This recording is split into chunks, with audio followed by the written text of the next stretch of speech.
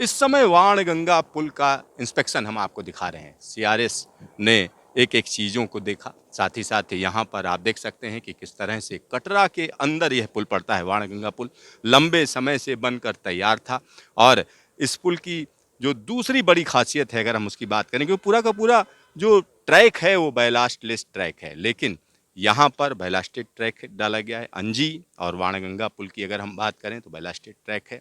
साथ ही साथ यहाँ हम एक और चीज़ आपको बताना चाहेंगे। इस पूरे के पूरे इंस्पेक्शन की अगर हम बात करें तो एक-एक चीज़ को देखा जाता है। साथ ही साथ पैसेंजर ट्रेनों की अगर हम बात करें तो जल्द ही इस ट्रैक पर पैसेंजर ट्रेनें चलाई जाएँगी और जब पैसेंजर ट्रेनें चलनी शुरू होंगी तब भी हम आपको दिखाएँगे कि आखिरकार कि जो ट्रेनें चलेंगी वो किस तरीके से, क्या टाइमिंग रहेंगी, वो भी हम आपको बताएँगे। न्यूज़ स्टेशन पर आपको तमाम चीज़ें इसी तरीके से मिलती रहेंगी। यहाँ पर एक और चीज़ हम आपको बताना चाहेंगे, जब हम इस तरह के प्रोजेक्ट की बात करते हैं, जो बड़े प्रोजेक्ट हैं, तो उनमें लंबे समय से प्रतीक्षा की जा रही थी कि इसको पूरा कर लिया जाए। क्योंकि अगर हम इसके इतिहास में जाएँ तो 1994 में जब पहल इसकी बात की गई और शुरुआत की गई, तो तरह-तरह की परेशानियाँ आईं। अलग-अलग चरणों में इसको बाँटा गया। सबसे पहले कश्मीर वैली में ट्रेन को चलाया गया और उसके बाद धीरे-धीरे करके पहले काजीगुंड और उसके बाद बनिहाल तक ट्रैक को पहुँचाया गया। और यूएसबीआरएल कहा जाता है उधमपुर श्रीनगर रेल मार्ग परियोजना। और यहाँ पर एक और चीज़ मैं आपको बता दूँ कि इसमें जिस तरीके की दिक्कतें आईं, तो एक स्थिति ये बनी कि 2008 में इस पूरे के पूरे प्रोजेक्ट को कहीं न कहीं ठंडे बस्ते में डालने की भी बात हुई। पूरी तरीके से इस पर काम रोक दिया गया। लेकिन 2008 के बाद की अगर हम बात करें तो दोबारा इस पर काम शुरू हुआ। एक और चीज़ मैं आपको बताना चाहूँगा कि अटल बिहारी वाजपेयी की जो सरकार थी उसने इस प्रोजेक्ट को नेशनल प्रोजेक्ट घोषित किया और नेशनल प्रोजेक्ट घोषित करने के बाद ही इसमें तेज़ी आई। लेकिन जिस तरीके से तरह-तरह की दिक्कतें थीं और कहीं न कहीं जो फेल्योर्स थे उनसे यानी हम कह सकते हैं इस प्रोजेक्ट को धक्का लगा। 2008 में पूरी तरीके से बंद किया गया, लेकिन दोबारा जब इसको शुरू किया गया तो हम कह सकते हैं फिर रफ्तार पकड़ी 2014 के बाद। और इस पूरे के पूरे ट्रैक की जब हम बात करते हैं, अलग-अलग जगहों की अगर हम बात करें, तो अंजी ब्रिज की अगर हम बात करते हैं तो अंजी ब्रिज जो है अपने आप में अनूठा ब्रिज है और उसमें डिज़ाइन भी बदला गया है। जो शुरुआत की जो डिज़ाइन थी अगर हम उसकी बात करते हैं तो उसे आर्च ब्रिज बनाया जाना था, लेकिन बाद में उसको हम कह सकते हैं कि दोबारा जब उसकी जो नई तस्वीर सामने आई, केबल स्टेट ब्रिज फाइनल किया गया। तो केबल स्टेट ब्रिज फाइनल कर दिया गया। आज की तारीख में ये पूरा का पूरा ट्रैक हम कह सकते हैं तैयार है, पूरी तरह से तैयार है और यहाँ हम आपको सीआरएस इंस्पेक्शन दिखा रहे हैं और इसकी एक-एक डिटेल्स को जो है हम आपको दिखाएँगे, बताएँगे कि आखिरकार। तो यहाँ पर हम आपको सीआरएस इंस्पेक्शन दिखा रहे हैं। वाणगंगा पुल से अब हम आगे आ चुके हैं, टनल 32 के अंदर जा रहे हैं। यहाँ जब हम इस पूरे सेक्शन की बात करते हैं तो 17 किलोमीटर लंबा यह सेक्शन कटरा से रिहासी के बीच में है और यहाँ इस प्रोजेक्ट की सबसे चैलेंजिंग टनल भी हम आपको दिखाएंगे, उसका सीआरएस भी आपको दिखाएंगे और एक-एक चीज़ के बारे में हम आपको जानकारी देंगे। तो यहाँ हम कह सकते हैं अब टनल के अंदर आ चुके हैं और टनल के आगे की चीज़ें हम आपको। टनल 32 तकरीबन 1 किलोमीटर लंबी टनल है।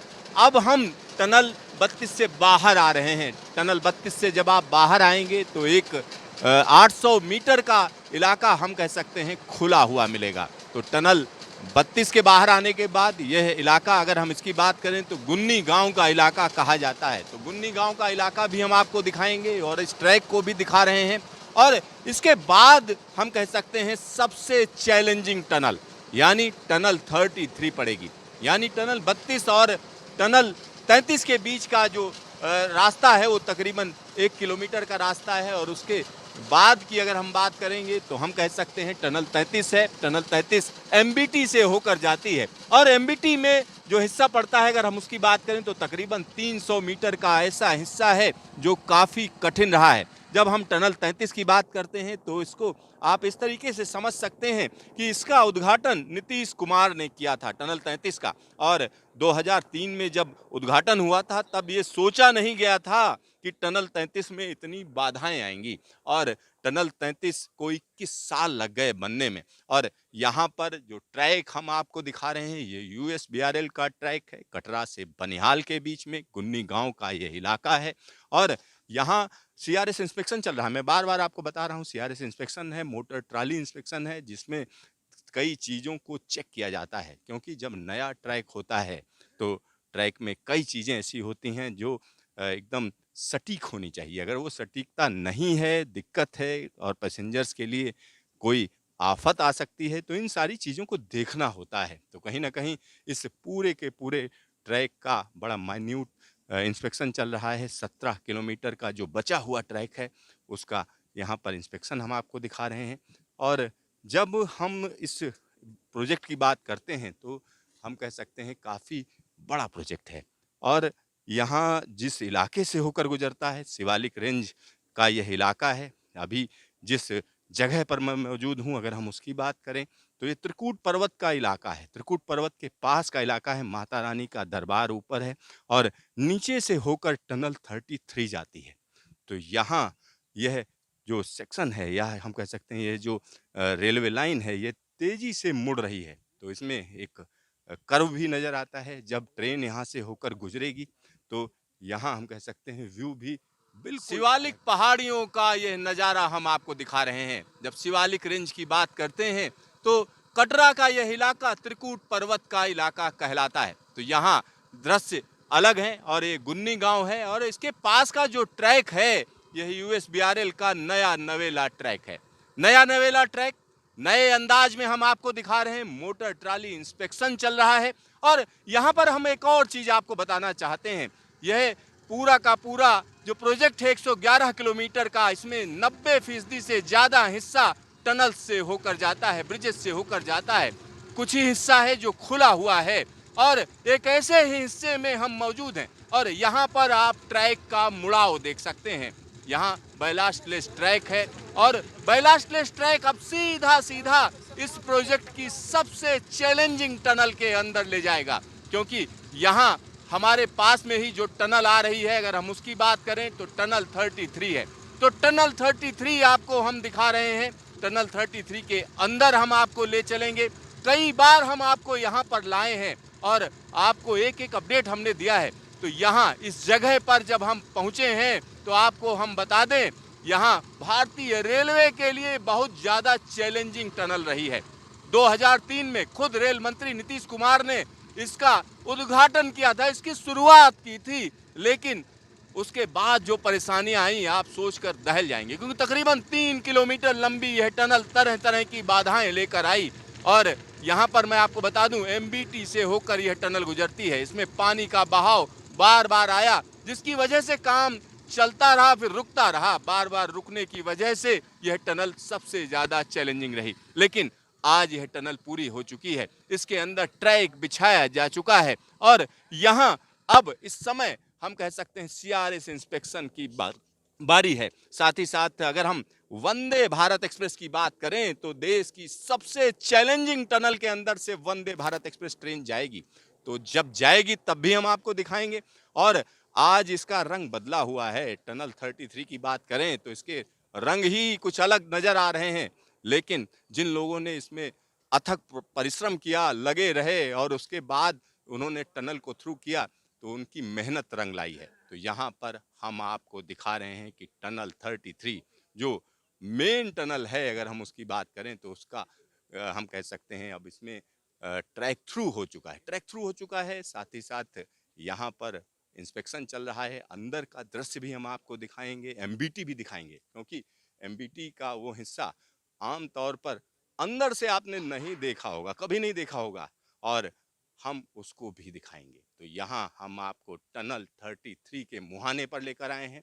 3209 मीटर लंबी यह टनल है और यहाँ हम आपको कई बार लेकर आए हैं। आपको हमने हर बार बताया कि किस तरीके से काम चल रहा है, कितनी मेहनत से काम किया जा रहा है, लेकिन आज हम कह सकते हैं मेहनत रंग ले आई है और आने वाले दिनों की अगर हम बात करें तो आने वाले दिनों में हम कह सकते हैं कि एक बड़ा बदलाव इस इलाके में है, क्योंकि यह टनल जो सबसे बड़ी बाधा बनकर सामने आई थी, उस पर कहीं न कहीं हम कह सकते हैं विजय प्राप्त कर ली गई है।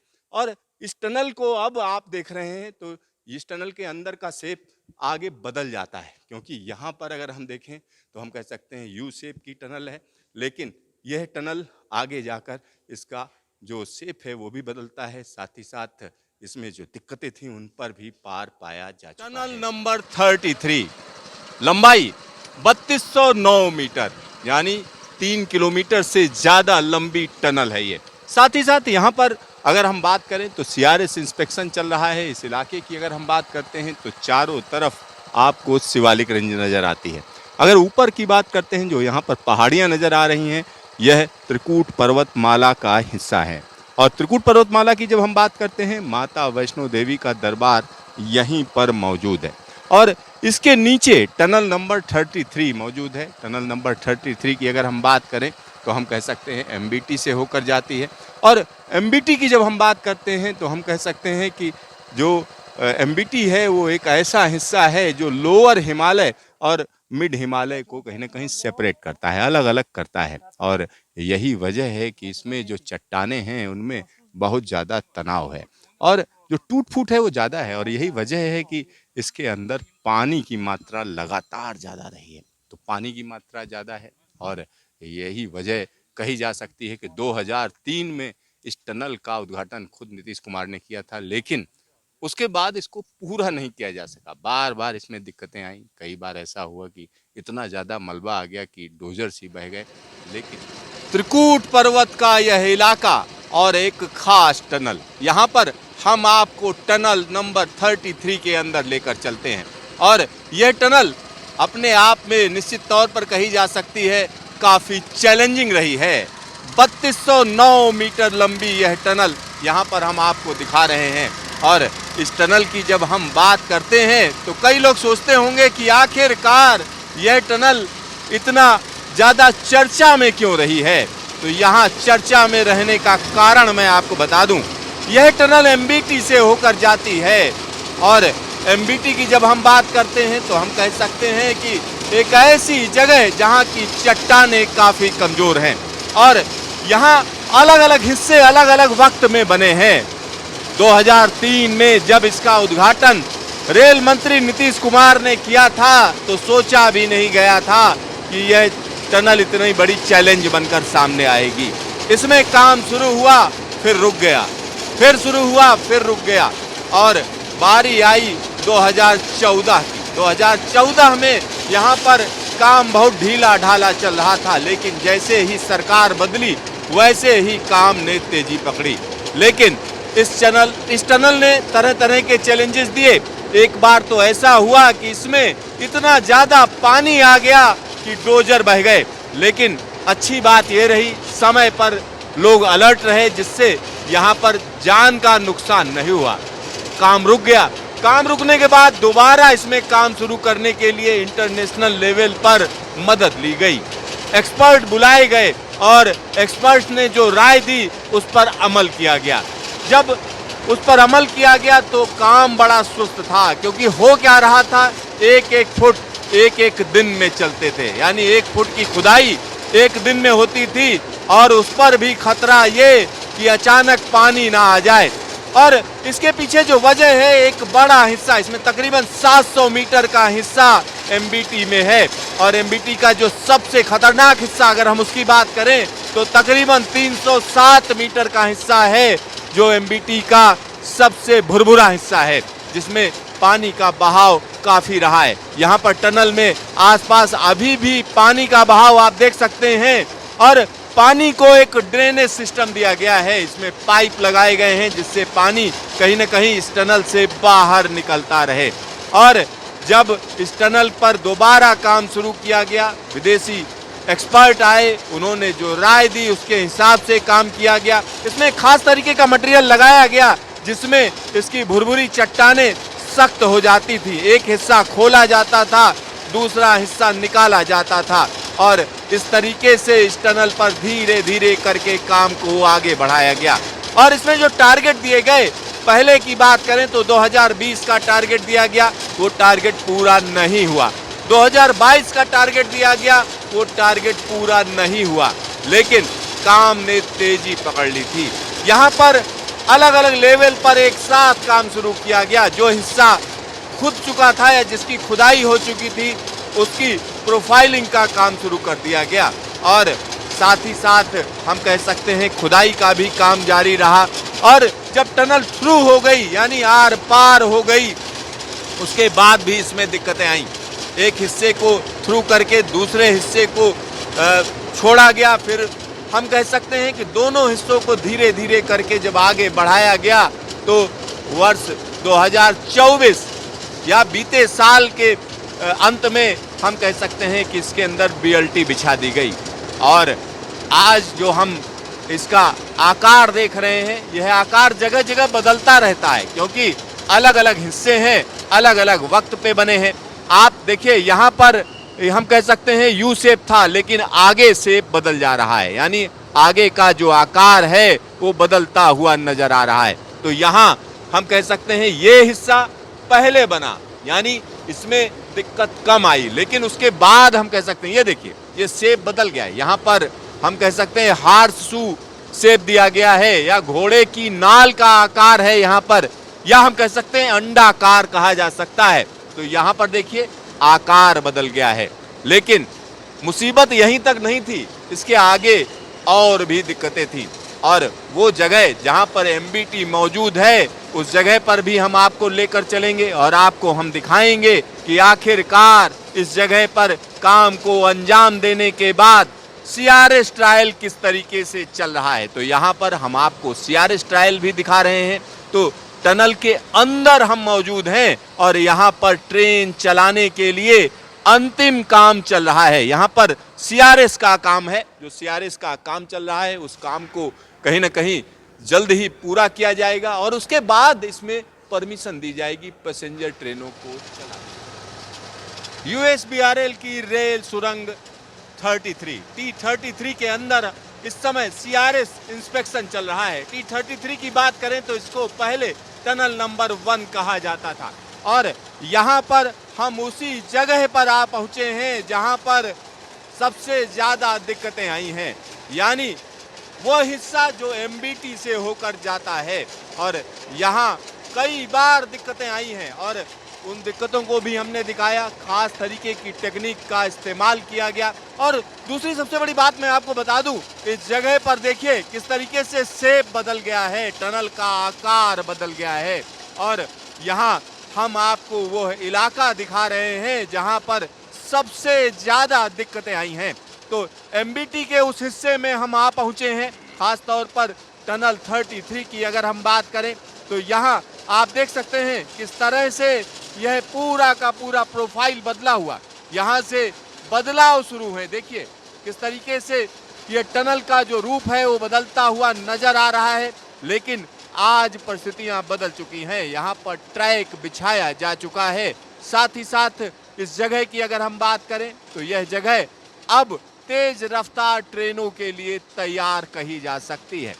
और यहाँ पर CRS इंस्पेक्शन चल रहा है। CRS इंस्पेक्शन की एक एक खबर हम आपको दिखा रहे हैं। साथ ही साथ इस पूरी की पूरी टनल की अगर हम बात करें, इलेक्ट्रीफाइड टनल है, 3200 मीटर लंबी यह टनल कहीं ना कहीं एक बड़ी चुनौती बनी हुई थी, लेकिन अब इस चुनौती को पार कर लिया गया है। तो आपको हम उस हिस्से में भी ले चलेंगे जिसको MBT का हिस्सा कहा जाता है और उसको खास तरीके से मार्क कर किया गया है। और उस क्षेत्र को अगर हम देखें तो कहीं ना कहीं उसको प्रतिबंधित क्षेत्र कहा जाता है, यानी खास ध्यान रखना पड़ेगा इस इलाके में। इस समय टनल 33 का CRS चल रहा है। यहाँ हम आपको दिखा रहे हैं कि देश की सबसे ज्यादा चुनौतीपूर्ण टनल के अंदर यहाँ पर जो CRS इंस्पेक्शन है वो हम आपको दिखा रहे हैं। मोटर ट्राली इंस्पेक्शन चल रहा है। साथ ही साथ यहाँ हम एक और चीज़ आपको बता दें, टनल की जब हम बात करते हैं तो यह टनल हर तरीके से चुनौतीपूर्ण रही है। तकरीबन 21 साल लग गए इसको बनने में और इस टनल का उद्घाटन खुद हम कह सकते हैं कि 2003 में किया गया था। खुद रेल मंत्री नीतीश कुमार ने इसका उद्घाटन किया था, शुरुआत की थी, लेकिन टनल बार बार फंसती रही। एमबीटी में होने की वजह से तरह तरह की दिक्कतें आती रहीं, लेकिन आज टनल थ्रू हो चुकी है। साथ ही साथ यहाँ पर अलग अलग हिस्से हम आपको दिखा रहे हैं। आप देख सकते हैं जो पीछे का हिस्सा है वो एमबीटी का हिस्सा है, वो सकरा है और इसको पार पाने में लंबा वक्त लग गया। तरह तरह की टेक्निक लगाई गई, लेकिन 3200 मीटर लंबी टनल के अंदर अब तेज रफ्तार ट्रेनों का रास्ता साफ हो गया है। और आज हम आपको यहाँ पर दिखा रहे हैं कि किस तरीके से मोटर ट्राली इंस्पेक्शन चल रहा है। जल्द ही यहाँ से वंदे भारत एक्सप्रेस ट्रेन गुजरेगी। टनल 33 से अब हम बाहर आने जा रहे हैं। टनल 33 से जब आप बाहर आओगे तो तुरंत एक पुल पड़ेगा और उस पुल के बाद एक दूसरी टनल, क्योंकि इस प्रोजेक्ट में टनल ही टनल हैं और 111 किलोमीटर लंबे रास्ते में 90% हिस्सा टनल से होकर जाता है। तो यहाँ हम आपको दिखा रहे हैं कि किस तरह से सीआरएस इंस्पेक्शन किया जा रहा है। हर टनल के अंदर कहीं ना कहीं एसओएस की व्यवस्था है, साथ ही साथ कोई दिक्कत ना हो उसके लिए भी यहाँ पर इंतजाम किए गए हैं। अग्निशमन की प्रॉपर व्यवस्था की गई है। लाइटेड टनल्स हैं ये। और एक और बड़ी बात मैं आपको बता दूं, बीएलटी इसमें लगाई गई है और इसके अलावा रिजिड ओवरहेड पावर सप्लाई है, यानी इस तरीके की पावर सप्लाई जिसमें कहीं ना कहीं एक हिस्से से ही सप्लाई की जाती है। और दूसरी सबसे बड़ी बात यह है कि जब हम इस तरीके के बड़े प्रोजेक्ट की बात करते हैं तो उसमें तमाम चीज़ें ऐसी हैं जिनको कहीं ना कहीं लोगों की दिलचस्पी रहती है। तो यहाँ अब हम टनल 33 से बाहर आ रहे हैं और सामने जो दूसरी टनल पड़ रही है, अगर हम उसकी बात करते हैं तो वो टनल 34 है। टनल 34 जिसकी लंबाई 5098 मीटर है। तो 5098 मीटर लंबी टनल, उसमें भी हम आपको ले चलेंगे और उस टनल के तुरंत बाद देश का पहला केबल आधारित रेलवे ब्रिज है अंजी पुल। तो अंजी पुल को भी हम दिखाएंगे कि किस तरीके से इसका सीआरएस सर्वे किया जा रहा है। साथ ही साथ जब अंजी पुल पर ट्रेन चलेगी तो वो भी हम आपको दृश्य दिखाएंगे। कैमरामैन शकील अहमद के साथ Siddharth, news station, tunnel number 33, USBRL, Jammu Kashmir.